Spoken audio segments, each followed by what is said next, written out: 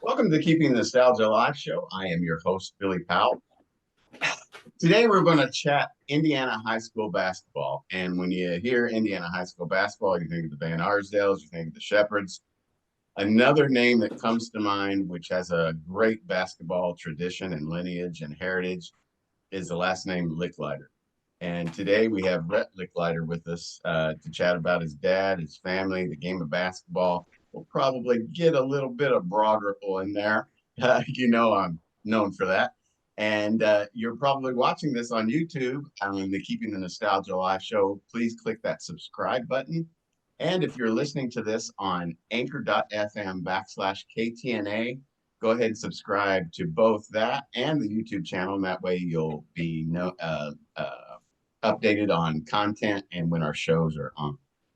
Rhet Lickliter, thank you so much for joining us. I know it's early there in Indianapolis, I'm assuming, and it's just as early here in Houston, Texas, but thanks for spending some time with us. Thank you for having me. I appreciate it. I look forward to talking to you. Okay, every once in a while, it's like the Kennedys. I get confused sometimes with the Kennedys and the lineage. Give me the Lickliter rundown. Your dad is Arlan Lickliter, who was longtime coach at North Central. I'm assuming your brother is Todd? That's right. And keep it going for me. Another brother, Mark, older than Todd. That's a real story because he was a good baller, but didn't end up playing for my dad. Then my cousin Keith, who was also a really good ball player, played for my dad for 1 year, I think, and then my dad retired. I'm in between there. That's pretty much all of us, really. I mean, Todd's son John William was awfully good. He played in Iowa City High School when Todd was coaching there at Iowa, and then he went to University of Iowa with Todd when Todd was coaching there. That's pretty much everybody, I think. How does your dad? We all, of course, know the legendary coach Marvin Wood won the state championship in 1954 with Milan. How did your dad get into coaching, and how did you guys get to North Central? Well, I don't know how far back you want me to go, but my dad went to Washington High School on the West Side. He was a 3 or 4 sport athlete. He was a hell of a baseball player.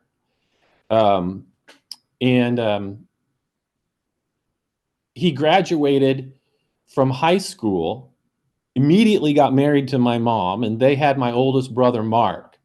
He was working for, I think it was Bell back then, that turned into AT&T, right?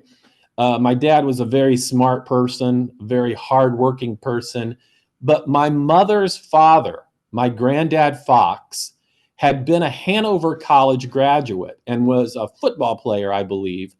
And he was on my dad to go to college. And I think my dad worked after high school for a year or two, just supporting my mom and my older brother. And my granddad Fox talked him into going down to Hanover. And he went down there and was a 3-sport athlete there. He was the MVP of the conference in baseball his senior year. He was 7-0 as a pitcher. He was drafted after that. He went down to Houston for kind of tryouts, but he decided that he didn't want to do that. And they moved up here to Indianapolis. That's where most of my mother's family were up here in Indianapolis. And he got a teaching job at Eastwood Junior High. And I think that was 58, 59, right around then. I think Coach Wood was already at North Central at that time. And he coached cross country and basketball, and maybe baseball too, at Eastwood for a few years. And then Coach Wood asked him to come up and coach with him at North Central. Coach Wood won one county tournament. I want to say it was in 65, something like that. I think Coach Wood was there for what, 10 years? And I think it was the first or second year my dad was coaching with Coach Wood. He came down with some type of back ailment, some type of injury or ailment, and he had to take a leave of absence. And at that point, they just moved my dad up to the head coaching position. And Coach Wood was out for a couple years. My dad had taken over, and Coach Wood decided not to come back and went to Mishawaka. And I think he ended up he may have gone someplace in between for a year or two. I can't remember exactly. But that's how my dad became the head coach at North Central, and he stayed there as head coach for 17 years. He also coached some cross country. He was a cross country runner in high school and college. So he did that. They won the cross country state championship in 1969. Wow. Yeah, so that's how he got into it. He loved coaching. And basketball wasn't his best sport as an athlete. He was a better runner, and as I mentioned, he was a hell of a baseball player, but he loved basketball. He used to talk about the fact that in basketball, every player had to be able to do everything, or should be able to do everything. Unlike, baseball, you've got specialty players, right? But he liked the idea that there was a lot of skills and everybody had to learn all those skills. And he loved the teamwork and I think the flow of the game. So he was a fierce competitor. He continued to play in pickup games. I remember him playing, when I was in junior high, and he refused to lose. He would foul you so hard, to stop you from scoring. You were not going to win. So that was something else. But he loved coaching. Yeah. Where did you guys live there in Indiana? When he first started coaching at North Central, we lived in Carmel, and we lived in a little rental house on 2nd Avenue Northeast in the old part of Carmel. I remember playing with the Shepherds, or watching them more than I played with them. When I got big enough, I would try and get in those games, but it was usually if they were just lacking somebody, because I was considerably younger. And then when my dad, I'm not sure if it's when because I was little, but I'm not sure if it's when he took the head coaching job or not, but it was right around that time. I remember him saying, we need to move into the district. He wanted to move out of Carmel. He wanted to move into Washington Township. And so we moved to a house at 7600 Westfield Boulevard. So just east of the blind school, barely north of Broad Ripple. And that's where we lived. I lived all growing up. So it was a short jog or walk or a really quick bike ride up to the outdoor courts at North Central. I lived on Ralston Avenue, 3 blocks from Kessler, and my mom worked at the Jordan YMCA for many, many years. So, I would play basketball at that Jordan YMCA until, I was blue in the face. But yeah. So after 17 years, did your dad retire because he was tired? He just was tired of the game, or tired of teaching, or was it just time to retire? He was quiet about, the goings on, the politicking and the administration and things. But I think there was, he didn't do real well. We didn't do real well. The team didn't do real well after that 79 team. The 80 team, we weren't that, although we got beat by Broad Ripple in the sectional, who went on to win it, but we were about a 500 team. The next year was about the same way. The next year about the same way, I think. And the school board was putting pressure on the athletic department to hire somebody different. And my dad's assistant coach was Bruce Blomberg, who played for my dad the first county tourney that he won back in the late 60s. my dad really wanted Coach Blomberg to get the head coaching job. And my dad decided to retire from the coaching position in the fall, right after school had started, in the hopes that Coach Blomberg, they would just give it to Coach, kind of how my dad got it from Coach Wood. But they did not do that. There was a bit of bad blood, I think, for whatever reason. I don't know the details. But that's when they ended up hiring Coach Steve Kaufman out of Beech Grove, who was there for, I think, 11 years. Coach Kaufman, a little bit of how do you think he did it at North Central? Did he maximize his talent? No, I don't. He was there for 11 years. I don't know if he ever won a county. He might have won one sectional. He might have won one county or one sectional. I'm not sure. It was one or the other. But he had some tremendous players. He had my cousin Keith, who was a Division I. He went to Western Kentucky and played for Clem Haskins. Barbar, wasn't his name Barbar? Played for him. There were a couple other big guys who played for Steve, but they just never really put it together. I think, my dad would be what is considered kind of old school, right? And I think they were looking for somebody who was a little more progressive, for lack of a better word. But the whole thing kind of fell apart, and I was sad to see it happen. I thought Steve was a nice guy, a good guy, but things did not continue. Thank goodness for Coach Doug Mitchell, right? I think Doug was there 21 years, wasn't he? Mm-hmm, mm-hmm. And he racked up a whole lot of championships and several All-Stars and Mr. Basketballs. At your house, did you have a basketball hoop outside? I had, by the time I was in junior high, I had 3, I think. And there was a tree that had a forked branch that was parallel to the ground that I used to play on as well. I had one out in the front yard we called it a dirt court. I don't know if you've ever played on a dirt court, but if you can get it smooth and hard, it's the best surface to play on there is. And that one was off of a tree, so you could run. I'm not very tall; it's only 5'9", but I could run and push up off that tree and dunk it. But we also had a nice driveway court that was lit. It wasn't fancy, but it was nice, and we played and played and played on that court. Yeah, we'd have guys over and we'd play till all hours of the night. Usually my dad would come out and tell everybody to go home because he wanted to go to bed. And he didn't want us out there playing while he was trying to sleep. Rhet, what was it like? Tell us about your playing days for your dad.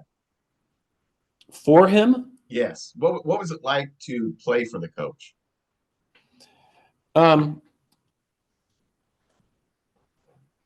It's such an interesting question because he's my dad, right? So I lived with him, right? Growing up, I lived with him, and he was a man of few words, and he was pretty hard because he was opinionated, he was hard-headed, that kind of thing. But I'll tell you what, when you played basketball for him, you knew where you stood. You knew what you were supposed to do. There was a real sense of teamwork. There wasn't a lot of compliments, right? Maybe a good job here and there. But what you learned was that in doing the good work and getting it done, in making a good play, winning a game, that was where you found your satisfaction. And there was just really great life lessons in that. As I said earlier, he was a fierce competitor. He loved to win, but he had standards that he would not compromise. He was going to win on his terms. Um, and that, I think that really rubbed off on most of his players. It was fun to play for him. He was almost OCD about some things.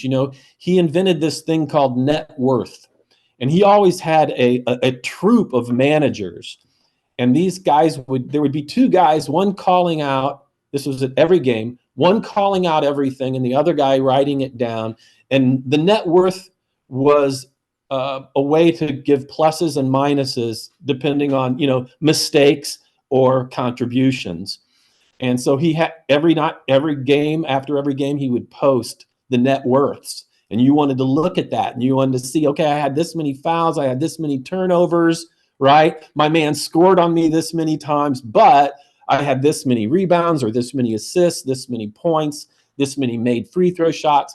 So he was always into the statistics. And another thing, he wouldn't let us take our uniforms home. I don't know if you recall, but North Central had some of the best uniforms.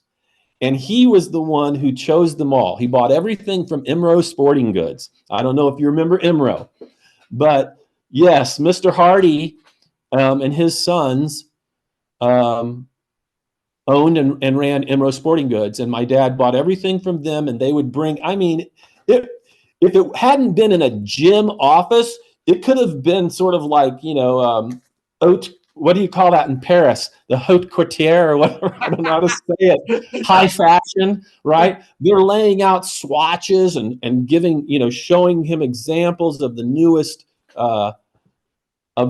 jerseys and so on. And so we had beautiful, really great uniforms. So we had a lot of pride in the way we looked, the way we carried ourselves. He wouldn't let us take our uniforms home. He issued the uniforms before every game. My mother washed all the uniforms.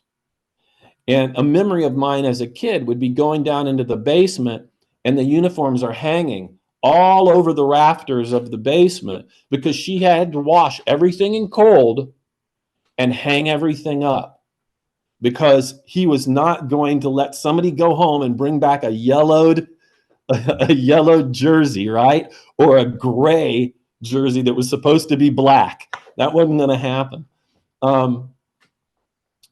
So we all had, some of the other schools did this too, but the varsity, we wore red matching blazers to away games, sat together. So everybody knew that we were the varsity. So there was something very special about being part of that program and being on a team with him.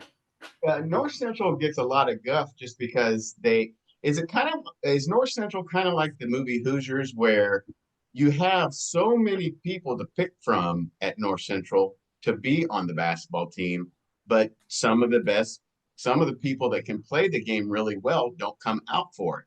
So how, because if I'm not mistaken, I think it was like the second biggest school in the state at the time that you went and I went to high school, right?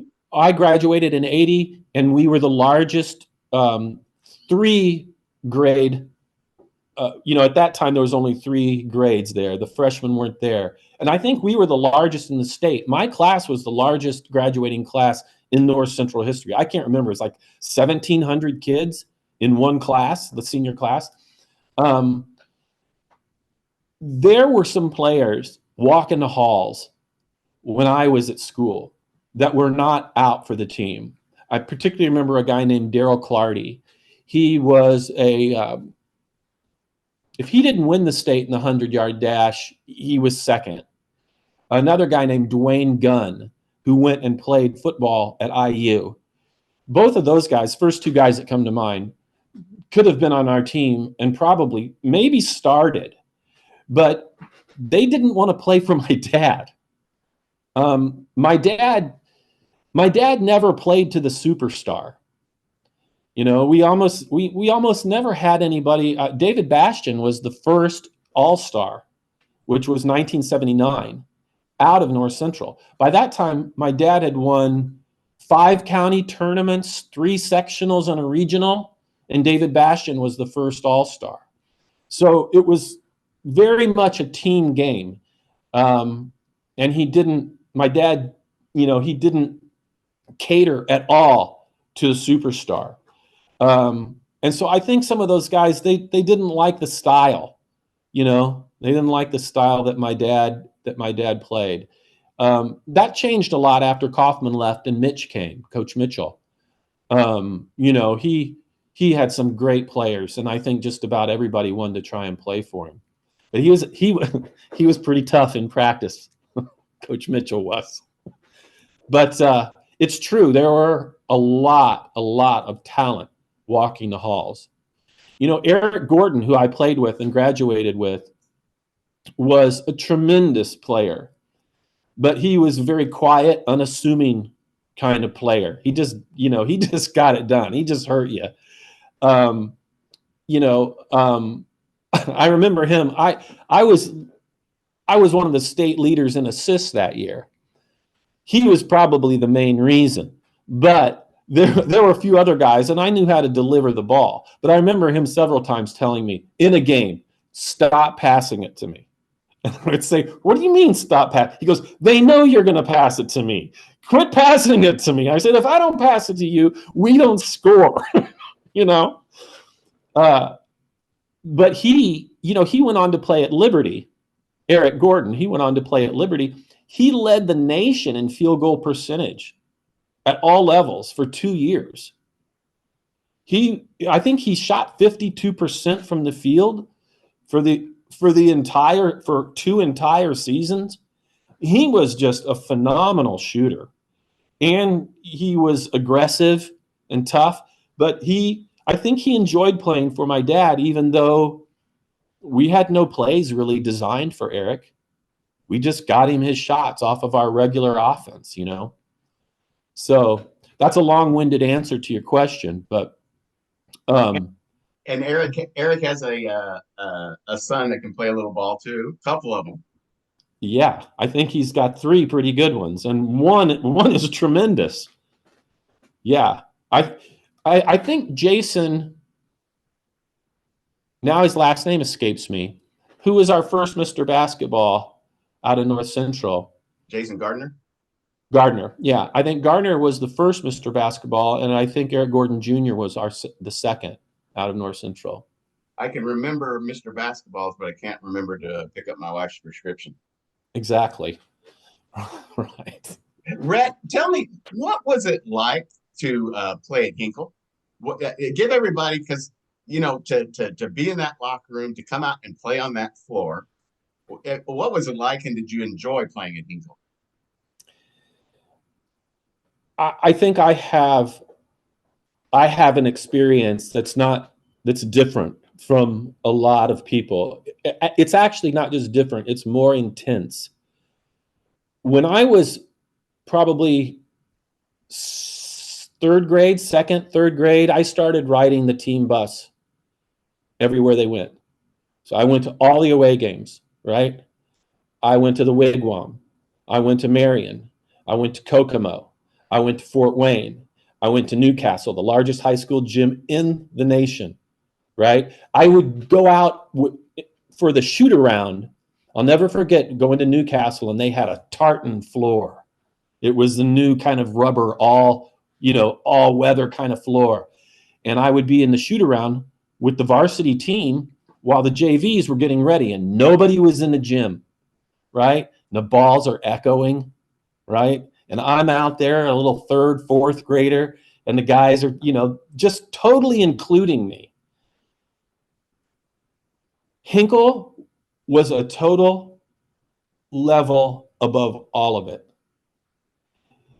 There was something, I don't want to get like superstitious or supernatural, but that place holds something mystical. There is an electricity that you feel when you walk out onto that floor. And I don't think I'm alone in saying that. By the time on a Tuesday or Wednesday, I think it was, they would actually let the players from school, they'd let them out so they could go to Hinkle and practice on it for a day or an hour or two before. And I would cut out of school and I would go with them. my dad would let me go. And I remember being on that floor. And, it's a raised floor, right? It's raised up off the floor. It's hollow. Certain places you can hear the ball and feel the ball do a little bit different things. But when you jump on it, it's like you're jumping off a little trampoline. You get so much spring. And if you hadn't played on a lot of different floors, you might not notice it, right? But if you have played, all around, all these different floor surfaces, you notice it, and there's something too about coming out of that locker room and jumping up on that floor, Well, I'll tell you, the first sectional that we won there in 79, it was kind of like my whole life flashed before me. I had been traveling with that team since I was just a tiny little kid and going everywhere they went and shooting on all these floors. And when we won that sectional, I became so emotional and I was crying. And everybody thought, what is the matter with Lickliter? What's he crying about? We just won. Well, it was overwhelming. It was overwhelming. And, to get back to your question itself, that first time that I ran out there as a team member, in the uniform, going out there, it was just electric. I mean, you hear that word a lot. There's something electrifying about it. There's something electric about playing in Hinkle. It's just true. It's true. It's something else, And when my brother Todd was head coach there, early 2000s, right? That was just unbelievable. That place was just, and it's continued, it's continued to be a great place to see a Butler game. But those years were also just really spectacular. Because for me, I'm looking at my brother. I went to Butler. I graduated from Butler. So did Todd. My dad got his master's at Butler. So that institution is also, part of our fabric. It's part of who we are. And to be there behind the bench, watching his teams play and beat up on people when they, at that time, they weren't supposed to. They were Horizon League, contenders every year, but they were something else. When they beat Ohio State that year in there, when Thad Matta was coaching Ohio State, they come back there to Hinkle and they beat them there on that home floor. That was just something else. So for me, I would be willing to guess that most anybody who's played on that floor would say similar things. But I kind of feel like for me, it's just like something I lived from the time I was very small till, even now if I'm out there. You could blindfold me and walk me into that building and I could tell you where. That's just the smell. And I know they got rid of the pool a long time ago, but that smell, Yeah. it's just, and you go in those west, yes, you go in those west doors down there by the pool, and you get a whiff of it. Yeah. Yeah. Who were some of your dad's coaching colleague friends? Was there a coach that he looked up to or enjoyed watching them play, or did he have a circle of friends with coaches? Yeah, he wasn't a very social person, but he did like to talk shop, with other coaches. And I know that Coach Wood was one of his very first mentors and someone he really looked up to and admired. Coach Wood was just from everything that I've been told, I was very little, so I don't have many memories, but from everything I'm told, Coach Wood was just a remarkable man. And then, of course, Coach Ray Crow, who coached Crispus Attucks, won 2 state championships with Oscar Robertson. Coach Crow's oldest son, Larry, was one of my dad's first great point guards. Yeah, and they won a county tourney. They didn't win a sectional. I'll tell you a quick story about that team, and then I'll get back to your question. But I remember sitting at dinner one night. It must have been Larry's senior year, And the dinner table was often quiet, especially around basketball time, because my dad was just always there, always thinking about things. And he looked at my mom and he said, "Well, I'm afraid I might be getting in a little bit of trouble, and are going to hear something, get some trouble." And she said, "Why? What's the matter?" He said, "I'm going to start 5 African American." He said black, but I'm going to start 5 African American players. And she was like, "Well," and he said, "There's going to be people who aren't going to like it." This was probably 1969, I'm guessing. And that's what he did. And Larry Crow was part of that team. Larry Crow, Kevin Snow, Paul Weeks. Those are the 3 names that come to mind. They were so good. And it ended up that there was some changing going on, but initially that was those were his 5 guys. But Coach Crow would be at all those games. And I remember he and my dad talking after a lot of the games. So he was another, I think, positive influence, mentor to my dad.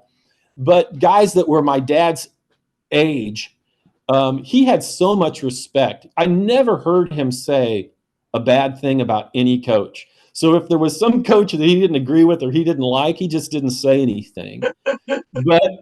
But Coach Springer at Southport, he was a Hanover grad as well. And they were friends, and they did a lot of talking. He had a son, Mike Springer, who played for him as well. So they had that in common too, sons that played for him. Ed Siegel at Pike. Ed had a couple sons that played for him and lost one tragically in the Evansville plane crash. But my dad had huge respect for Ed Siegel. I did hear him kind of mutter under his breath a few times about Bob Green at Marion. But I think that's because he had such a hard time beating him. You couldn't beat him to save your life, especially up there. Yeah, Coach Smith at Broad Ripple, he did wonderful things for that program. Even though he was tough, he was a tough guy. There was a coach at Speedway. Was it Morris Pollard? Morris Pollard, I think was his name. They called him Mopo. The guys who played for him called him Coach Mopo. He was another one. Yeah, those are the first guys that come to mind. When did you think that, because you got beat by Broad Ripple in the sectional in 80, right? Yes. Okay. Did you think that team was going to win the state championship? I sure hoped so. I sure hoped so, because I played with those guys pick up sometimes, outdoor courts and so on. King Duke, he could jump a lot higher than me, but we were both about the same height. He might have even been an inch shorter than me, and we were similar kind of player, floor general, Turan, he was a beast. I don't know if you remember Kevin Stacy. They called him Silk, and he lit us up. He probably did his. Oh my goodness! I still see him around every now and then, and we'd always stop and talk. And then of course Robertson, right, or Robinson. Yeah. So I didn't know. I didn't know if they could win it or not, but I knew they had a chance, And then that's the year Turan hit that full court shot to win. To win that. Was that against Marion? That was against Marion. 57-footer, time expired. Yeah. So, I was cheering up and down because I was not a Marion fan, and if a team beats you, you want to see them do well. At least I do. I definitely wanted Muncie Central to win it that next week. We had already beaten Anderson 12 points. I think it was the last game of the regular season. We had beaten Anderson 12 points, and that's who Muncie Central beat to win the state title that following week. So we feel like, we always say, well, we were really runners up, yeah. Todd, when did your dad pass away? Not long after he retired. He kept teaching for a few years. He passed away in 1990. So he retired from coaching in 82 and then continued to teach for 5 or 6 years. Did you have a chance to play college basketball yourself? You know, I was a 3-sport athlete too. I ran cross country, played basketball, and ran track. I was a much better runner than I was a ball player. I've told people before I should have played soccer because I could run all day, and you don't have to be tall, you know. But basketball was what we did. You know, it was in our blood. That's what we did. And I had 2 older brothers who were both players, so I was hell bent on playing. And I actually got recruited by a couple schools to play ball. And I ended up going to Taylor University to play for Coach Paul Patterson. And at that time, I was tired. I'd been a 3-sport athlete since 7th grade. Neither of my 2 brothers were, but I was. And I decided I'm going to go give it a try. I'm going to go give it a try and see if I can't play up there at Taylor. And their cross country coach got wind of me. And he started haranguing me about running. And I was young. It felt good to have somebody pursue me, you know. And I finally ended up relenting and going, okay, well, I don't know if most people know this, but distance running and basketball, they don't really mix. The only thing that it's helpful for is your endurance, you know, the aerobic nature of it. But when you distance run, you lose all your ability to jump. And you lose a lot of your lateral movement, a lot of your quickness, right? So I knew if I go now we're going to step it up to a longer distance race, and I'm going to have to come out of this and try and play ball. Well, my head was not right. I blew out my Achilles in cross country that year, was in a cast, wasn't able to play basketball until 2nd semester, and just really didn't like it. I was just kind of fed up. So I ended up transferring to Butler and ended up then running for Butler for a couple of years, cross country. So long answer to your question. I had the opportunity, but it wasn't something I think that I could have continued to do. Did you ever have the opportunity to go down the coaching path? I started coaching for my brother Todd. Todd, right out of Butler, took the head coaching job at Park Tudor. At that time, Park Tudor was not even in the IHSAA. And I was at Butler, and he got me to come over and start coaching his junior high teams so we could create kind of a feeder program, right? So I started coaching there while I was at Butler. Then when I graduated from Butler, I took a teaching job at Park Tudor, and I coached under Coach Brad Lennon, who incidentally was my very first junior league, Pee Wee League basketball coach, and I won him a championship. And he would often say, "This is the only guy that ever won me a championship." And I was in 6th grade, I think. So I coached for under him, same kind of thing. I coached middle school. I loved coaching that age. So I coached there for 10 more years. That put me close to 15 years of coaching.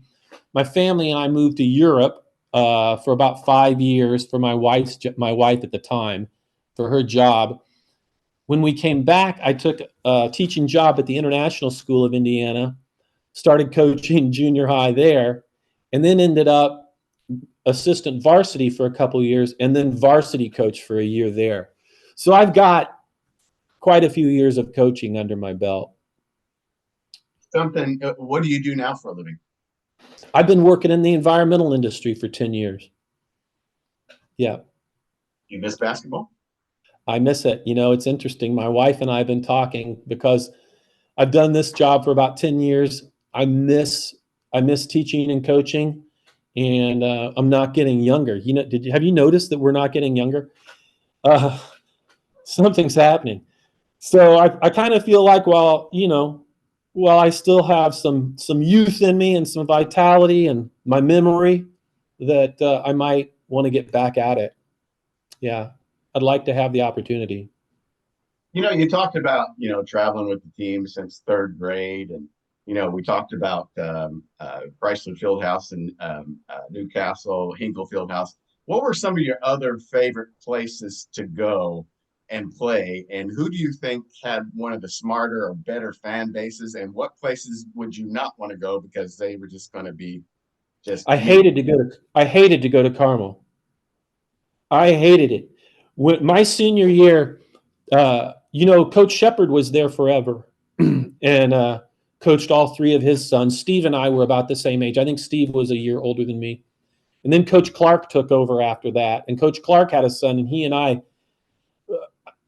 his first name is escaping me, but he and I, boy, did we butt heads in a very respectful way. I really liked him, but man, did we butt heads. But I'll never forget, in the Carmel gym, the locker rooms are, you come out underneath the bleachers, right? There's sort of a hallway. The Carmel fans would line up around that hallway, right? Up above you. And when we came out, they spit on us.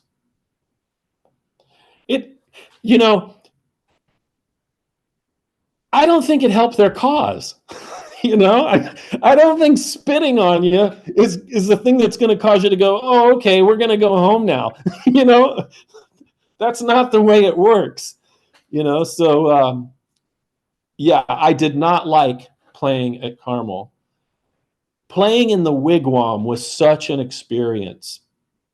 But it was hell too, like playing at Marion. Thank God my senior year, we played Anderson at the Wigwam, but Marion came to us and we played them at home. It wasn't 2 away games that year in those gyms. I don't know if you had ever been in the Wigwam, but their mascot was a student who was dressed like an Indian chief, and he would come out to the middle of the floor and stand like this through all the warm-ups. And that place was just filled. It was filled to the gills, and they cheered for their team like nobody else that you know what I mean? And the place was loud. It was a field house, so it had that loud acoustic, Yeah, so the best place to play was Hinkle. I mean, bar none, as the best. That's right at the top.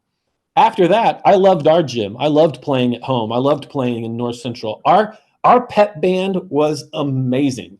And when we would come out of the locker room and they would start playing, it was really something. So I would say, yeah, that neutral court of Hinkle was the pinnacle. After that, the away games, they were battlegrounds. Yeah, Hinkle Fieldhouse, I will always know it for doubling my vertical from 2 inches to 4. Right? Me too. Rhet, how did your dad get along with officials? I think very well. I don't remember him getting very many technical fouls. I do remember there was an official. He was like a bodybuilder. I want to say his name was Marty Burdett. And I remember I was a kid when he first started officiating, and my dad did not like him, did not like his officiating. And when he would see that that's who he had gotten, he was upset. But I remember as years went on, that whole thing resolved, and they developed a mutual respect, and he became one of my dad's favorite referees. So I think that my dad was somebody who was, he wasn't holding a grudge, right? Come and give us a good game, right? And there was another official. His last name was Dimitrov. I think he was a Greek guy. And I remember him officiating a lot of my dad's games. I said earlier, I didn't hear my dad say many bad things or critical things about other coaches. I think if he didn't like a ref, he just kept his mouth shut. I think he understood it wasn't a battle he was going to win, right? And if any conversations were had, it was probably between my dad and the athletic director in the athletic director's office, in private. So, Was your yeah. dad? It's always interesting when I do these interviews. I find 6 degrees of separation. I had no clue that your dad was a George Washington Continental, and the amount of Continentals and their basketball program that have come out of that school is amazing. Yes. Great football. They had great basketball. Of course, Green coached there before he went to Marion. Right. I did not know that about your dad and George Washington. And Yeah. my half of my family went there. My other half of my family went to North Central, folks. So I've got my 6 degrees of separation thing in already. Yeah. Yeah. My dad's family didn't have a lot. And by the time he got to high school, I think he pretty much lived there. I think he showered every day in the gym, in the locker room. Um, and I know that there were some coaches and teachers who became real mentors to him there. So he always had, a soft spot in his heart for Washington. Okay, what was it? I had a momentary lapse of reasoning there. So what do you think about the high school game today? And I am going to go ahead and roll it out. Let's go ahead and talk about the college game today too. Um,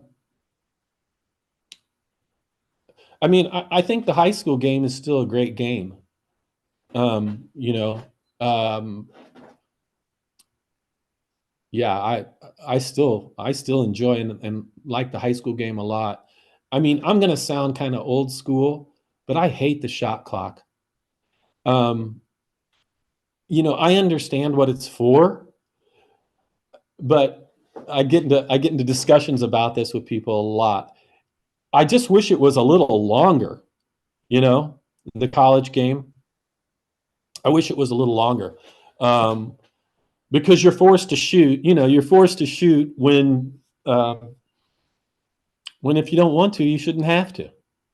Um, I mean, you don't want to see some team hold the ball the whole game, because they're going to get pounded by the other team if they give it up. That's not good either. So maybe some kind of compromise. I really like the 3-pointer. I mean, kids, young people now, they don't realize that we grew up and there was no 3-pointer, you know. But I love the 3-pointer because it spreads the floor out. It makes defenders come out, right? Come out away from the basket, especially if you've got a great shooter, um, like Darnell Archie was for Butler, or AJ Graves or Avery Sheets. Those guys, you had to guard them out there. Well, if you go out there to guard them, you're opening up all kinds of space behind you.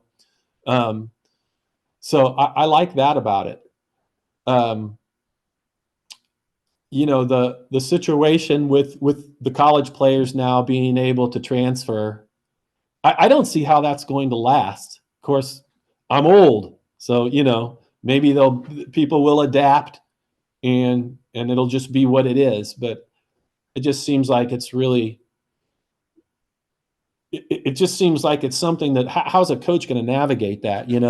I'm thinking specifically, particularly of IU right now. I don't want to see these players leave. Um, so hopefully these last couple games they can have a couple more good games and people can feel like, oh, let's stay. But I'll tell you what, and that's something with the pro game that bothers me so much is that every year we have a different team. I love the Pacers, and growing up I was a huge Knicks fan. Um, and but it's like I don't even, every year I have to relearn the roster, and so it's really hard um, to connect and invest with the team when you don't know who's staying and who's going. So That's huge. I hate, That's huge. That's huge. It's kind of like baseball. Same way when we were growing up. You looked at the Reds roster. Morgan, Concepcion, Griffey, Rose, Bench. It's just Perez. Let's not forget Perez. yeah. You know what I mean? You could look at that lineup, all consistently for years, and then free agency and all that kind of stuff ruined it for me. Yeah, yeah, me too. And Yeah. I bring that up with the pro team because I just don't want to see that happen at the college level. You know, And just think about how good of a coach you have to be able to coach a brand new team every year, basically. right, It's hard to do. right. I haven't found anybody that can do it yet. That year, it's loosely related to what we're talking about, but that year that we went to the semi-state in '79, I think we lost 3 of our first 6 games that season at the very beginning of the season because my dad was trying to figure out the right starting 5.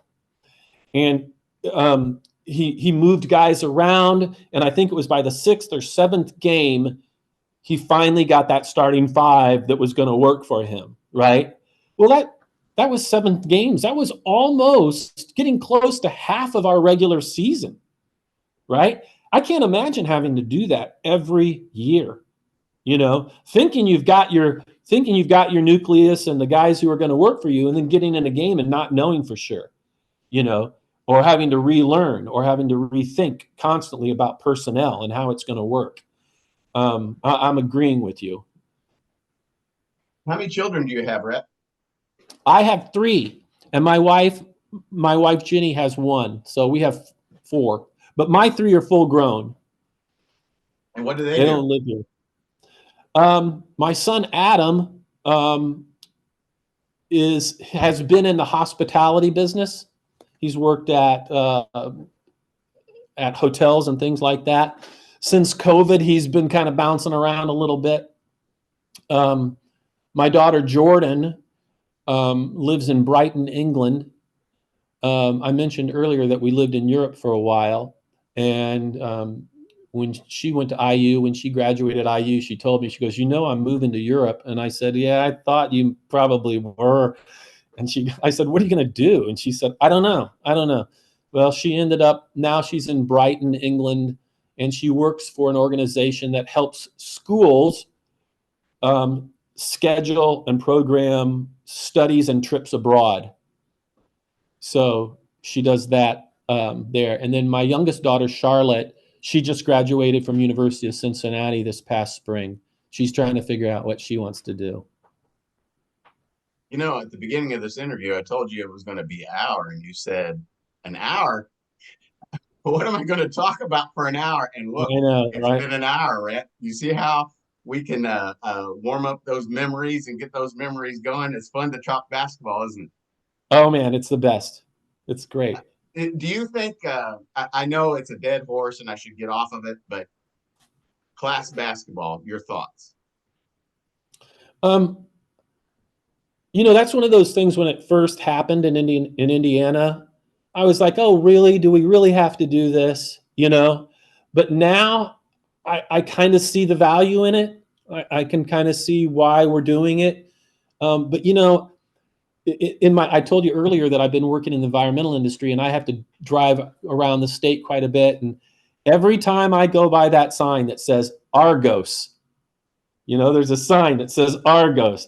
I think of those years that Argos was formidable. They had to be contended with.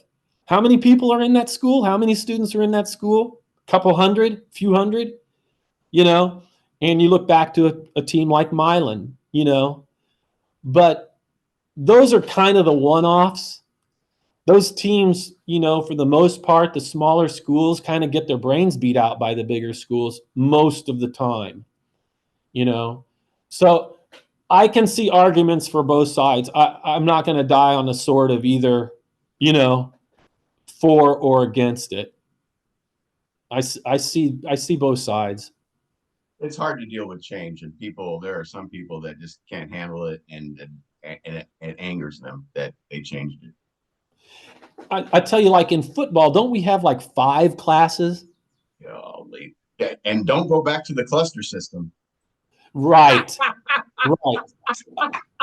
I think 3 classes are plenty. You know, it starts to get kind of crazy. Plus, how far are you going to travel? You know, to play another, if you're a small school, I mean, that's a burden, you know? Did your dad have a lot of input on who they played outside of the North Central Conference? Yes. Yeah. And we weren't really in the North Central Conference. He didn't really want to be a part of a conference. He really prided himself on our strength of schedule. Yeah, that's why we would go to Fort Wayne and we would go to Marion. He loved playing Marion and Kokomo and Anderson. Yeah, he loved playing those guys. So yeah, he had a lot to do with it. I remember. I remember when he would want to add a team or two, and how he would have to negotiate that with the athletic director. You know, because once everything's in place, it's easy for the athletic director to just, you know, schedule it for the following year. But I remember him wanting to. Yeah, Fort Wayne, when we added Fort Wayne, I think I was a junior. So Rhet Lickliter, it's been fabulous. Thank you for spending an hour with us on the show, talking about your dad, your family, and the game of basketball. I sure appreciate it. It was a pleasure. Thank you very much. Thank you. Hold on one second. I'll edit this out on the end. Let's see here.